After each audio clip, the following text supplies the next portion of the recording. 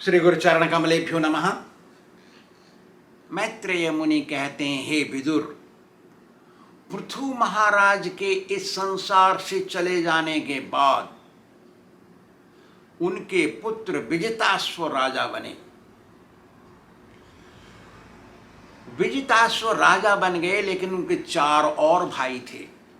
चारों भाइयों से वो प्रेम करते थे।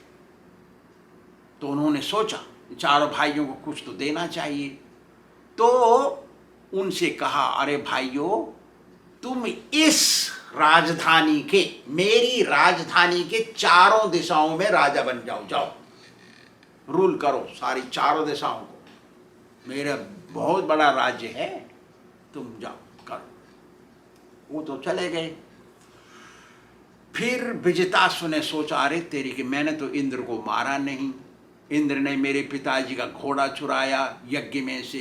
यज्ञ का घोड़ा अश्वमेध यज्ञ किया था ना पृथु महाराज ने, आपने तो सुन लिया। चुराया, मैंने उसको मार दिया नहीं, मैंने उसको छोड़ दिया। उधर से इंद्र भी सोच रहे हैं, अरे तेरी के, ये तो मेरे को मार देता उस समय, लेकिन इसने तो छोड़ दिया मुझे।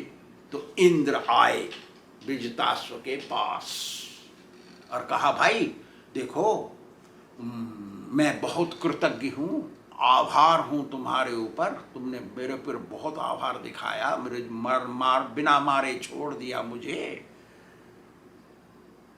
भाई मैं कुछ तुमको गिफ्ट देना चाहता हूँ, बताओ क्या चाहोगे। तो विजिताश्व ने सोचा, अरे तेरी के, तो बहुत अच्छी बात है, अब मेरे को समय आ गया लेने का। वो भी बहुत होशियार थे विजिताश्व, राजा बन गए ना, तो बहुत होशियार थे वो। तो उन्होंने सोचा, अरे तेरी के, जब मैं इसको पीटने गया, मारने गया, घोड़ा लेने गया, ये तो अंतर्धान हो गया, दिखाई नहीं दिया, तो भाग गया वहां से बिना देखे। मेरे मुंह के सामने सारा चोला, जो साधु का चोला, विभूति रमा के, जटा लगा के ढोंगी बना हुआ था, वो तो छोड़ गया, बाकी असली तो भाग गया वहां से। तो यार वही चीज मांगना चाहिए, सोचा उन्होंने अंदर से। फिर कहा, देखो भाई, तुम मेरे सामने से अंतर्धान हो गए ना 2 बार, मुझे वो साइंस सिखा दो, मैं कैसे अंतर्धान हो जाऊं सबसे। तो उसने सिखा दिया, ये विद्या सीख लिया अंतर्धान होने की। तो जहां भी जाता, बात करते करते वहां से अंतर्धान हो जाता। सब जगह जाता, सब जगह अपने भाइयों के पास गया, सारे राष्ट्र में, सारे राज्य में घूमा, सबके सामने बात करते करते अंतर्धान हो जाता। सिंहासन में बैठे बैठे सब देख रहे हैं, अंतर्धान हो गया। तो उसका नाम अंतर्धान पड़ गया, क्योंकि वो हर समय अंतर्धान हो जाता था। उसका नाम क्या पड़ा? अंतर्धान। सब भूल गए, उसका नाम विजिताश्व है। विजिताश्व, अश्व माने घोड़ा, विजित माने जीत लिया। इंद्र से घोड़े को जीत लेने के कारण उनका नाम पड़ा विजिताश्व, ऋषि मुनियों ने दिया। अब उसका नाम पड़ गया अंतर्धान, राजा अंतर्धान। राजा अंतर्धान ने शादी की शिखंडिनी से, उनकी पत्नी का नाम शिखंडिनी। शिखंडिनी से 3 पुत्र हुए। उसने 3 पुत्र पैदा किए शिखंडिनी से, और ये तीनों पुत्र अग्नि देवता थे पिछले जन्म के। पिछले जन्म में अग्नि देवता को वशिष्ठ ऋषि ने श्राप दे दिया। अग्नि के 3 शाखाएं हैं। एक शाखा पेट के अंदर रहती है, वो अग्नि, उसको जठराग्नि बोलते हैं। जो खाते हैं वो हजम होता है, उसका नाम था शुचि। और जो रोटी बनाते हैं, जंगल में आग लगाते हैं, खेतों में आग लगा लेते हैं, उसको कहते हैं पावक। दूसरा, तीसरा नाम है पावमान, जो समुद्र में गर्म लहरें, उबलता हुआ पानी, हमको दिखाई नहीं देता, जगह जगह उबलता हुआ पानी। थोड़ा अंदर जाएंगे ना, 2, 4, 6 मील, बहुत गर्म पानी रहता है वहां। जहाज भी गर्मी हो जाती है जब पानी के जहाज चलते हैं, देखिए वहां नावें नहीं जाती हैं, इतनी दूर है वो। तो ये तीनों अग्नि के स्वरूपों को वशिष्ठ मुनि ने श्राप दे दिया कि तुम जाओ शिखंडिनी के पेट में से जन्म ले लो, चलो। तो वो बने पावक, पावमान और शुचि, 3 पुत्र। अब अंतर्धान की दूसरी पत्नी भी थी, उसका नाम था नभस्वती। नभस्वती से एक पुत्र हुआ केवल, उसका नाम रखा हविर्धान। हविर्धान संस्कृत भाषा में कहते हैं साकल्य को पकड़ने के लिए। तो हविर्धान बहुत बुद्धिमान था, बहुत होशियार था, वो भक्ति में तत्पर था, बहुत अच्छा था वो। राजा को भी, राजा अंतर्धान था ना, उसको राज्य करना अच्छा नहीं लगता, सबका हेडेक सुनना, इसकी निराकर करना, उसकी समस्या देखना, इसकी समस्या देखना, उसको देखना, वो कर रहा है, ये हो रहा है, उसको अच्छा नहीं लगता था। वो चाहता था ये बच्चा जल्दी बड़ा हो जाए तो मैं इसको राजा बना दूं, ऐसा। तो उसने सोचा अरे जब तक ये बड़ा हो तब तक कुछ करते हैं, मन वहाँ से हटाते हैं मैनेजमेंट में से, और उसने यज्ञ करना शुरू किया। राजा यज्ञ करता, यज्ञ करते करते उसमें आसक्त हो गया, यज्ञ करने में बहुत यज्ञ किए उसने। करते करते यज्ञ करते करते उसको ज्ञान हो गया कि भगवान है कृष्ण, और वो भक्ति से ही समझ में आते हैं, उनको भगत ही पसंद है। तो राजा जो यज्ञ करने वाला, कर्म कांड करने वाला, सब छोड़ के भगवान की भक्ति में लग गया, अपने बेटा हविर्धान को राजा बना दिया। सबके भाग्य में ऐसा नहीं होता कि उनको ज्ञान हो जाए, केवल तकदीर वाले को ज्ञान होता है। जिसका ज़्यादा बड़ा तकदीर है उसको शुरू शुरू से ज्ञान हो जाता है, जिसका थोड़ा कम अच्छे तकदीर है उसको बाद में ज्ञान होता है। लेकिन जिसके तकदीर अच्छे नहीं उसको कभी ज्ञान नहीं होता है। मंदिर में भी रहेगा, गुरु जी के पास रहेगा तो भी ज्ञान नहीं होगा। उन्होंने भगवान श्री कृष्ण की भक्ति शुरू कर दी, हविर्धान तो राजा बन गया। हविर्धान ने शादी की हविर्धानी से, हविर्धानी से शादी की, उसके 6 पुत्र हुए। उसमें सबसे बड़े थे बरहिसद, उनका नाम। बरहिसद भी यज्ञ कुंड में इच्छा रखते थे, यज्ञ कर्मकांड में। कर्मकांड में यज्ञ करते हैं तो किसी किसी यज्ञ में बलि देना पड़ता है, बकरे का बलि होता है, दूसरा तो लेते नहीं। उन्होंने इतने यज्ञ किए, किसने, बरहिसद ने, क्योंकि हविर्धान तो जंगल में चले गए, इसको राजा बना दिया बरहिसद को, तो वे बहुत यज्ञ करते थे। अब आसक्ति हो जाती, जो कुछ करते करते उसमें मन लग जाता है। तो क्या हुआ, उसने सारी पृथ्वी पे सब जगह यज्ञ किए, तो सब जगह कुंड दिखाई दिए सबको, और वहां पर कुश होता है ना, कुशाग्रास, एक घास होती है लंबी लंबी, कुश, जिसकी अंगूठी बनती है मूंछ जैसी, कुशा होती है वो। कुशोत्पाट नहीं आएगी, आश्विन में आती है वो। तो फिर वो सब जगह उग गए, क्योंकि सब जगह उनकी जरूरत है यज्ञ कुंड में। आसन भी बनाओ तो कुश आसन बोलते हैं, उसके ऊपर बैठना पड़ता है। यज्ञ में भी अंगूठी, मेखला, मूंछ की मेखला पहननी पड़ती है, सब करना पड़ता है। तो सब जगह यज्ञ कुंड और कुशा उठने के कारण उसको एक नाम और मिल गया, प्राचीन। प्राचीन बरहिसद हो गया उसका नाम। और उसको फिर ब्रह्मा ने आकर के उसको एक टाइटल दे दिया, तुम भाई प्रजापति बना दिया, प्रजापति बन जाओ। अंग्रेजी में प्रोजेनिटर बोलते हैं उसको। प्रजापति बन गया अब।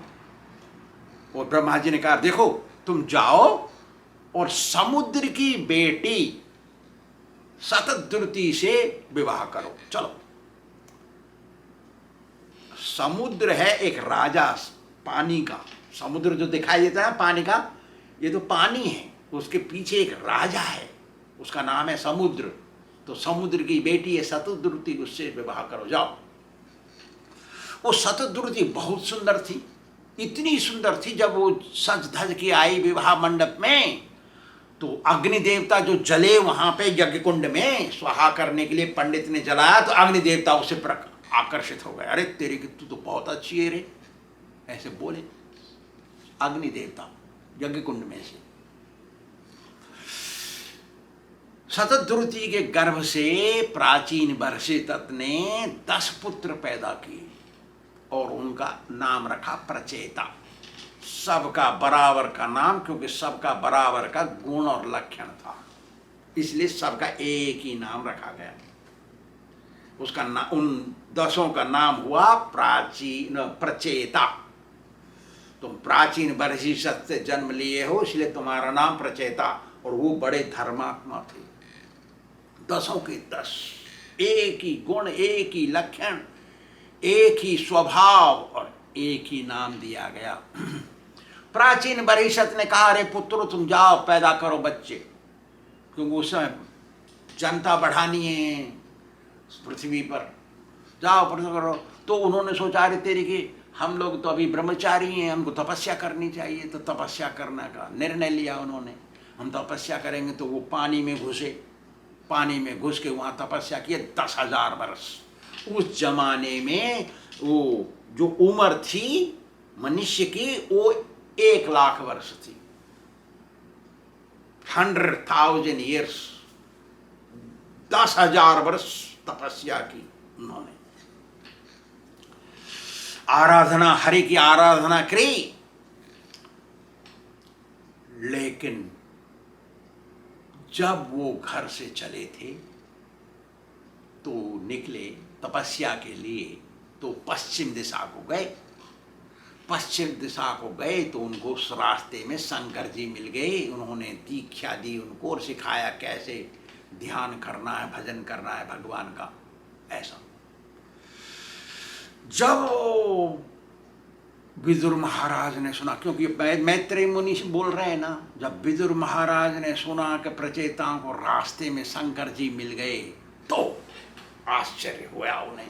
तो पूछा, अरे तेरी के रास्ते में शंकर जी कैसे मिल गए प्रचेताओं को? शंकर जी का मिलना तो बड़ा मुश्किल है।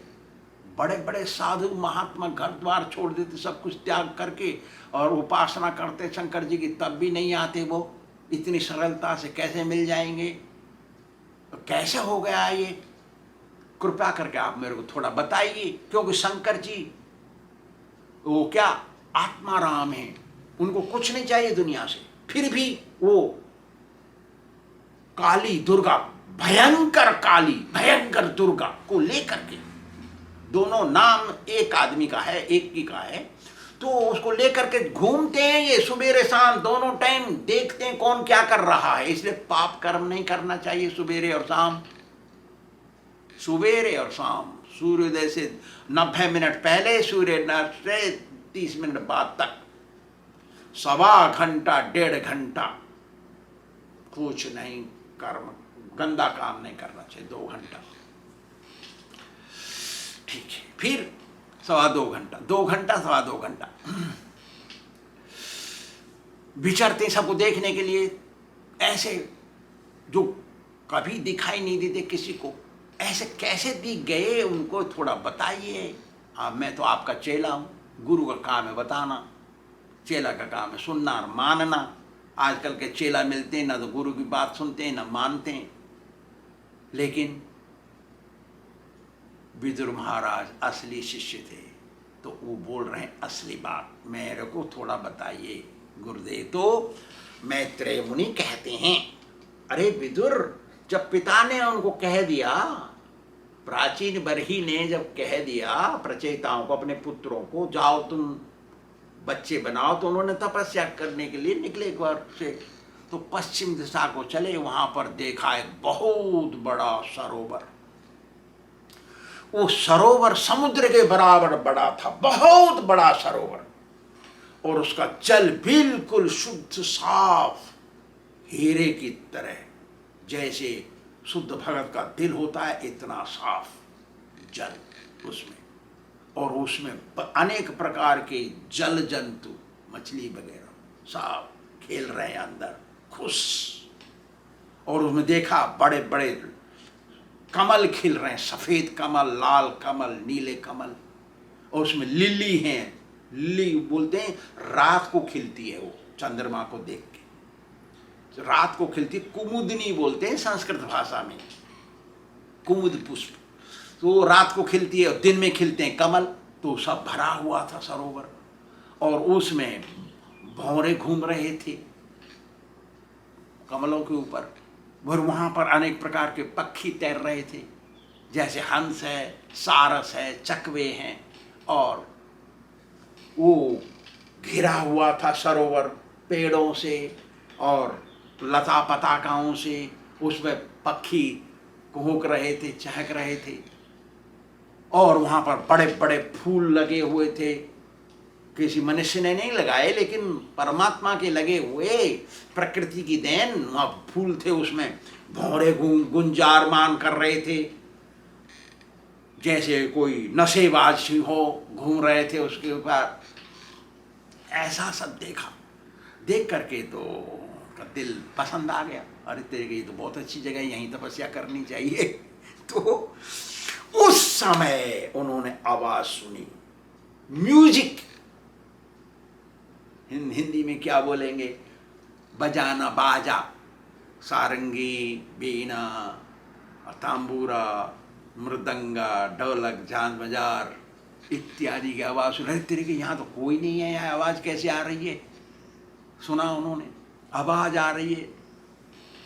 आवाज को सुन करके वो तो स्टंड रह गया, तो आश्चर्य में पड़े। फिर देखा उन्होंने, अचानक शंकर जी बाहर निकले सरोवर से, उनके साथ उनके गण थे, और गंधर्व किन्नर गा रहे, बजा रहे, नाच रहे उनके सामने।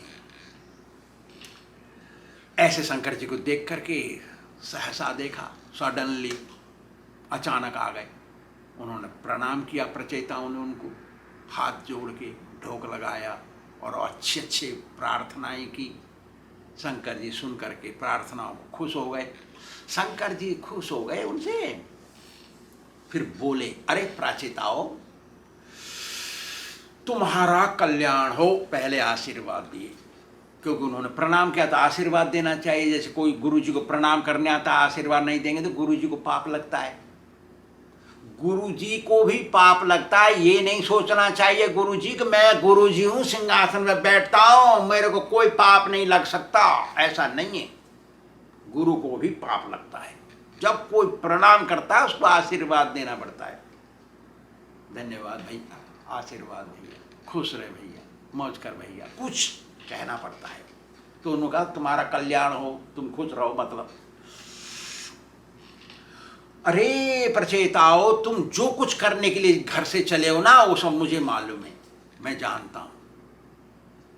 क्योंकि शंकर जी भगवान के असली भगत हैं। जब असली भगत कोई बन जाता है तो आत्म साक्षात्कार हो जाता है, तो पहचान लेता है ना क्या चल रहा है तुम्हारे दिल में। ऐसा देखो, मैं तुमको अपनी कृपा देने के लिए यहाँ पर आया हूँ। मुझे किसी चीज़ से मतलब नहीं है, फिर भी मैं तुम्हें अपनी कृपा देने के लिए आया हूँ। कृपा किसको कहते हैं?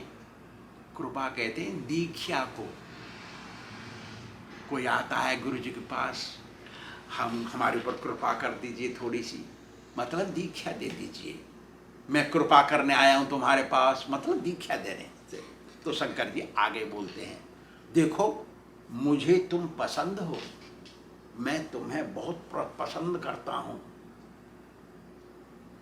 तुम अच्छे हो, क्योंकि भगवान कृष्ण के भगत हो, भगवान कृष्ण की भक्ति करने चले हो। तो ये सतयुग के अंत में त्रेता युग की बात होने से वहां कृष्ण कन्हैया कहाँ से आ गए? अरे कृष्ण कन्हैया तो द्वापर युग में पैदा हुए थे, 5000 6000 वर्ष पहले।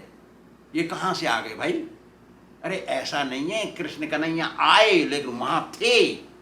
जैसे हमारा प्रधानमंत्री हमारे यहाँ आएगा, राष्ट्रपति हमारे यहाँ आएगा, तो राष्ट्रपति तो वहां था, यहाँ आया आज। ऐसा है, भगवान तो शाश्वत है। तो वो कह रहे हैं शंकर जी, यह परम रंगहस साक्षात त्रिगुणात् जीव संगीतात भगवंतम वासुदेवम। देखा, ये श्रीमद् भागवत का श्लोक है। शंकर जी बोल रहे हैं इसको, किनको? प्रचेताओं को। भगवंतम वासुदेवम प्रपन्ना सा प्रियो ही में। जो भगवान कृष्ण की शरण में जाता है, ओ प्रचेताओ, वही आदमी मुझे प्रिय है। इसका मतलब क्या है? मतलब ये है कि शंकर जी का भगत शंकर जी को इतना प्रिय नहीं है जितना कृष्ण का भगत उनको प्रिय है।